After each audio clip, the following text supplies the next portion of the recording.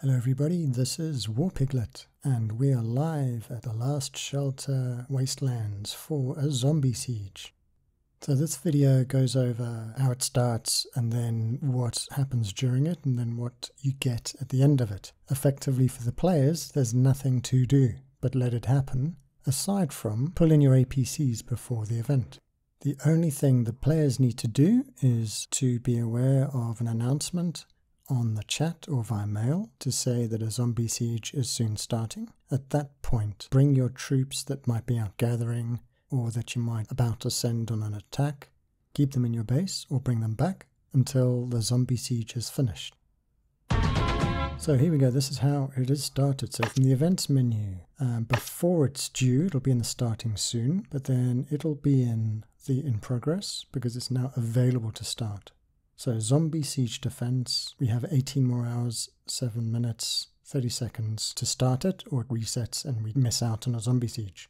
Why do we want a zombie siege? Well, we get rewards later for having stood up to the zombies. So different players will stand up to the zombies at different levels and you'll get rewarded accordingly. So the maximum level of zombie power that will come at you is 10. So regardless of whether you're a base 25 or an 18, level 10 zombies are the strongest that will come at you. And to beat the zombies, as we'll see later in the email, you need 50% or more of them killed to it to be considered a win for that level round. So here we can just view the rewards quick. So as it says at the bottom, the rewards will come through in an email, depending on how far you get. So it's typical resources in crates and experience points. Okay, so let's engage. So here it goes. So this is what it looks like. Those mining pits are where these zombies live. So there are different zombies to the ones like the plague you see there on the left, and the plague zombie at the bottom there. These are the ones that hide out in these pits and they come out when we trigger them. These red lines are going in all directions to our alliance. So they're targeting the bases of our alliance. So if I hit this 161 kilometers, I have a red line coming at me.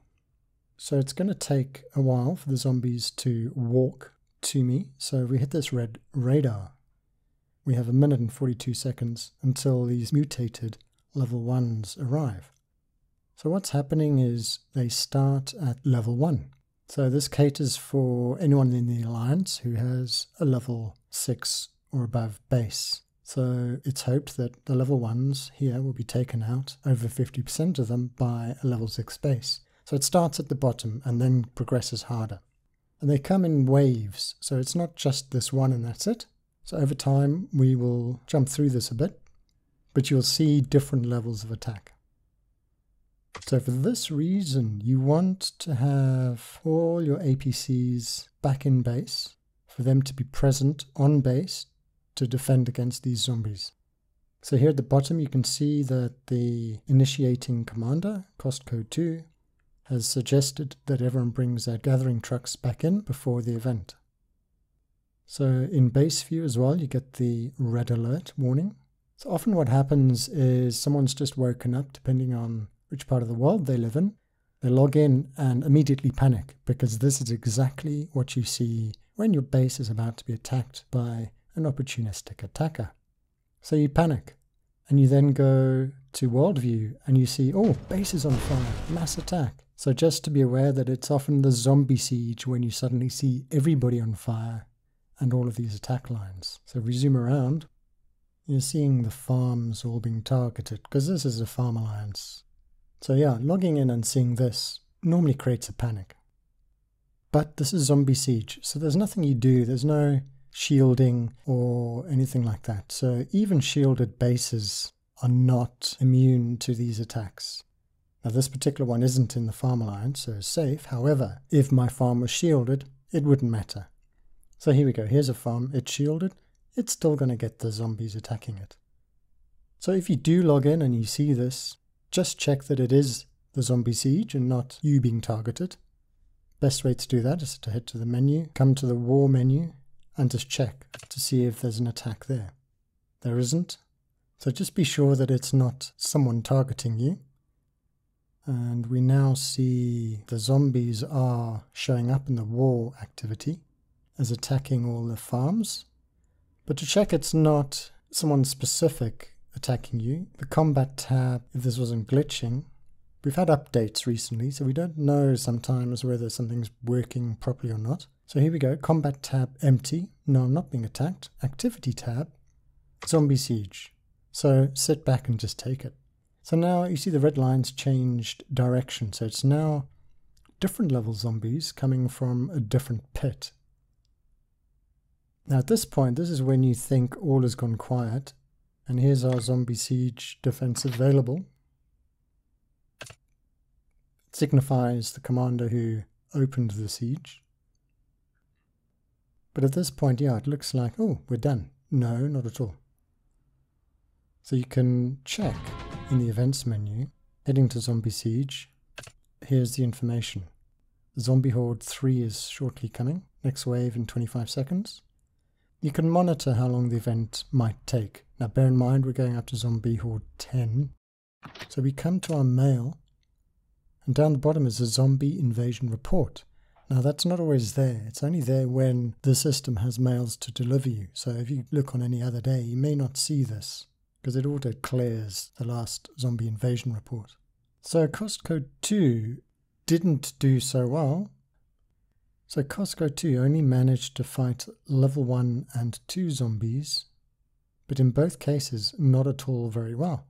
So the kill ratio, even for the level 1 zombies, although he killed 26, there were 780 of them. So the kill ratio is a low 3.3%. And as you see below, the ratio less than 50% is considered a failure. The key thing to know and understand about the zombie invasion or the zombie siege is that it's an event aimed at testing your strength and giving you the opportunity to receive rewards accordingly. Now what it doesn't do, which is what you might expect, is actually harm your troops to the point that you lose them. So you shouldn't find troops hospitalized. So now we're looking in the main account on the main alliance, and the siege is finished and the base is recovered, but there we can see the farm is still burning. We head to the mail to view the report. Being that it's a main base, there's a high troop count, and being level 19 we've got 4 barracks, 4 sets of APCs.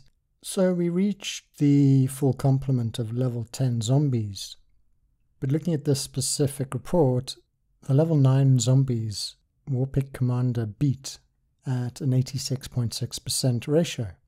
So that's a definitive win. So 94,823 zombies, most of which were killed, 82,080. Then in the final wave, the level 10 zombies come, but only 90,000 of 263,416 were killed, giving a ratio of 34.2%. So that's considered a failure. So if asked by an Alliance member how you did for WarPiglet Commander, you successfully fought off level 9 mutated zombies. Now, hospital-wise, you shouldn't see any wounded troops. So the point of the zombie siege is a test, but it has a unique scenario of not leaving your troops wounded. So after the zombie siege defense has finished, if we head to the events menu and find it, zombie siege defense, you can check that it is over. The alliance activity is over. So you can view the zombie swarm rewards, the alliance damage ranking and individual damage ranking in this zombie siege defense panel after the event is completed. So what will happen at the end of the siege for you, not for everybody, as far as your base matches up, you will get an invasion report as soon as you get your first failure. Now for WarPiglet Commander, he went all the way to level 10, but failed at level 10. But for the farm account, we only got to level 2, and then the email was triggered with the report. But keep in mind, this report does not include the rewards. Now we go to activities mailbox. We get a result that the activity is over with our score. So the third mail that you get The first being zombie invasion report. Second, that the siege is over. The third email comes into the system box from Caitlin to provide you rewards. So in the zombie swarm reward, as I said before, you're getting hero experience and RSS. And here we go. That concludes the exciting zombie siege video.